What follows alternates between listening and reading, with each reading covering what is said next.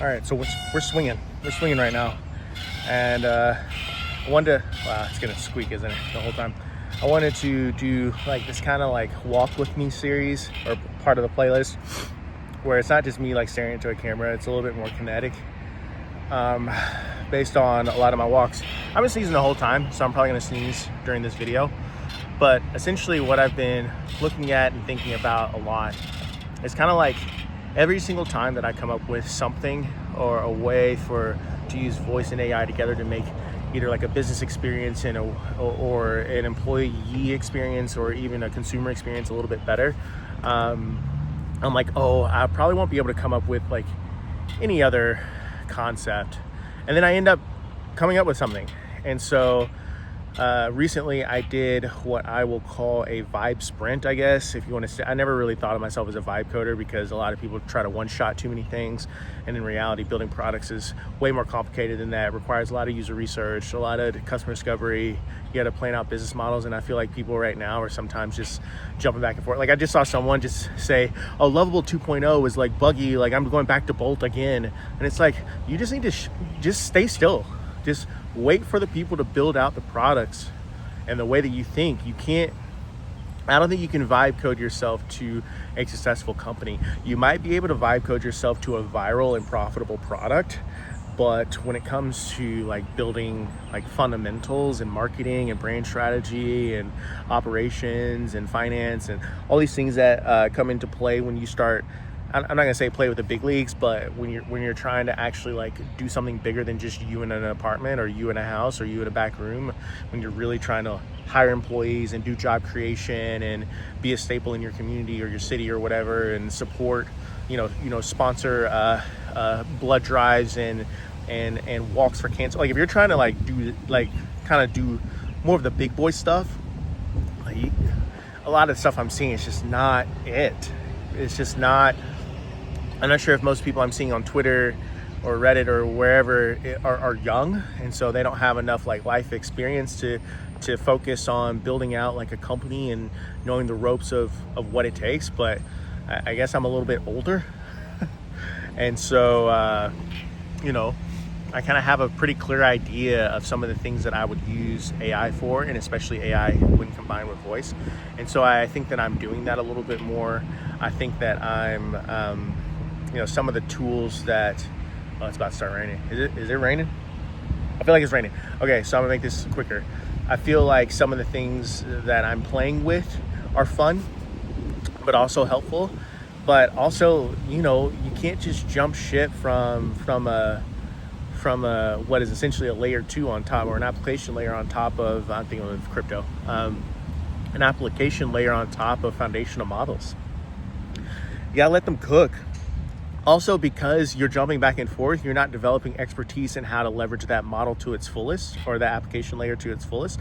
So if you're jumping back and forth between Bolt and Lovable and all these things, trying to one-shot stuff, you're not developing expertise in how to build things. Like I'm about to build a couple of products for a VC fund because of some of the stuff that I've shown y'all on this platform, which is why I'm recording the videos the way that I'm recording them, so you actually can see how to build, what it takes to think through product strategy, what it takes to think through user experience in real time too. Not just like I go back and I research and I talk to people. Like sometimes, some people call it product sense. I don't really believe I have product sense.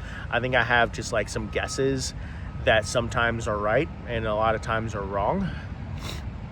And so, yeah, you guys I really would encourage you all to figure out like what platform you want, and then essentially like stay with it a little bit, not like in a negative way. Like, there are tools that I've used in the past that I switched from because they actually weren't evolving at all.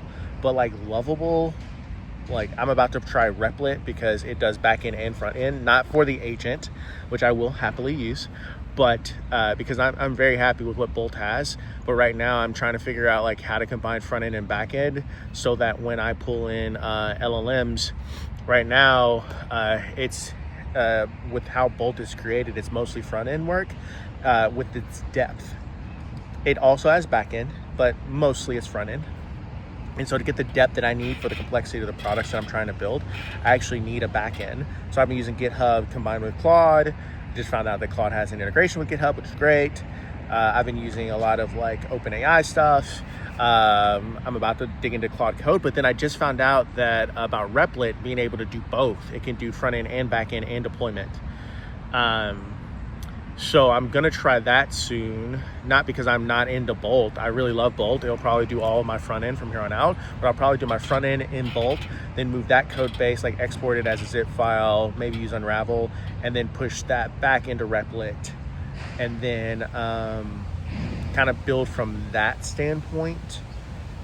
Yeah, that's how I'm thinking of it. Like, and then build from that standpoint and just see what happens when I start out with Bolt to build out front end, and then move that all, so that what is happening is that I'm trying to query to, I found out that as I was trying to build a product, I had the front end in Bolt, I had the back end in GitHub. And so I would download the Bolt back end, or the Bolt code, put that into Unravel, put that into a custom like GPT based on the product, or the product that I'm working on.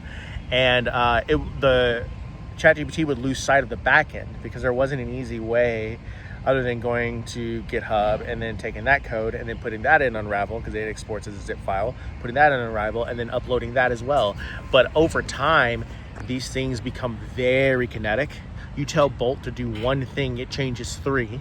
Now all of a sudden your front end code is out of whack from the ChatGPT code that's within your project files, because you can actually do that. You can upload both back end and front end into your project files and then query ChatGPT based off of that, and use a project to kind of keep your queries like on topic and relevant. But at the same time, my arm's getting tired, but which is why I use a stand when I'm like sitting still at home. But that's the same reason why I'm gonna get up and start moving, because it's about to start raining. Oh man, the allergies. It's been wild.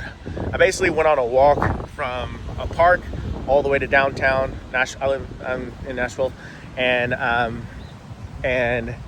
wind's blowing everywhere. Essentially what I wanted to do was I wanted to take my time and set aside a day where I could just walk all day. And in walking all day, I would essentially like look at all the project files for all of the products that I'm building, which I haven't even begun to show you all how many I actually have. Probably about 17, 18 at this point. You probably have seen 6. But it's really cool because if you focus on it, you can actually start like talking and walking. So what I'll do is I'll activate not voice mode, where it's talking back to you, but I'll use voice transcription mode in ChatGPT, and I'll just talk to it.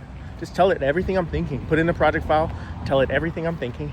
So that way, when it comes to putting my code base into it, it has an understanding of how I'm thinking about marketing, how I'm thinking about product strategy, how I'm thinking about product roadmap, because I've been talking to it for weeks. And that is why sometimes when it spits out relevant, you'll see it sometimes spit out really relevant, like highly relevant code. When I'm doing some of the work on some of these videos. If you're ever wondering how that happened, it's because I talk to ChatGPT a lot just to give it context, what my vision is, what the mission is for the product, who we want to serve, why it's important, why did I come up with the idea, or how. So I've been doing that all day with all of the other products. Right now I've just been doing it with the top, like I said, 6 or 7 that you all have seen. But I wanted to do it with the other 18. So like there's a dating app, there's a stock research app, there's all these things.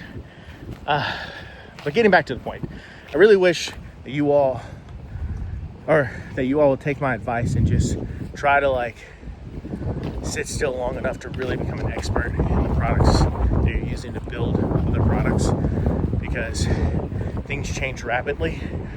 Feature parity is a real thing. If you've been in startups a long time, you'll know, Notion got something, then Slide got it, then Notion got it, then Google Docs got it, then, people start kind of copying each other. And so if you're really excited about certain products or certain features of certain products, be sure that as soon as the resources become available and the engineers can actually crack it, as most of them are probably using other AI anyways. Lovable's probably using Copilot or Claude to build out his code.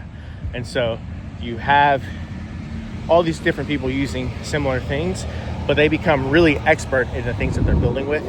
And that's something I want to encourage y'all to do, because like I said, if you're going to try and build something that's powerful, that a lot of people are going to use, thousands, hundreds of thousands, going to pay you thousands, hundreds of thousands of dollars in revenue, you really have to focus down a little bit more. And I don't mean in the like to be like hypocritical, and focusing down means focus on one product. I mean focus on one platform. Understands all the, like, I've seen people who've been who are in Twitter and whatever, or Reddit.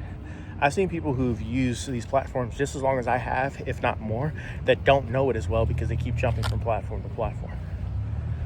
And I really don't think that is the way to do it, because you start missing things that would help you. And even if you're non-technical, it'll help you understand the technicality of building products.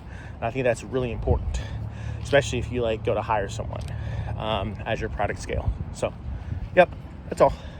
This is my first, I'll call it walking series, or walk with me or something like that, something corny like that.